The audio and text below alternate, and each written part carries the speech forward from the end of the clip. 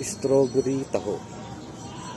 Pag nagpunta ka sa Baguio, kailangan makakain ka nito. Bakit? Kasi dito lang meron nito. Sa ibang lugar, ano ang meron sa inyo na pwedeng ilagay sa taho? Halimbawa, ube. Nasubukan mo na ba? Ano ang point?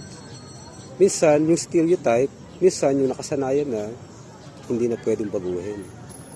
Pero subukan mong baguhin. Try mong gumawa ng ibang bagay. Subukan mo, baka magustuhan ng tao. Ang tao natatakot sumubok. Okay na yun. Nakasanayan na yun. Huwag mo nang baguhin. Iilan lang yung malalakas ang loob na nagtatry. At pag nag-succeed, asahan mo, gagayahin na nila. Ikaw, ano yung gusto mong gawin na alam mo ikaw pala ang gagawa? Pwedeng ikaw pala ang gagawa sa pamilya mo, na alam mong huhusgahan ka, pero gusto mo talagang gawin. Katulad nito, marami nag-e-enjoy taho na may strawberry. Di ba kakaiba?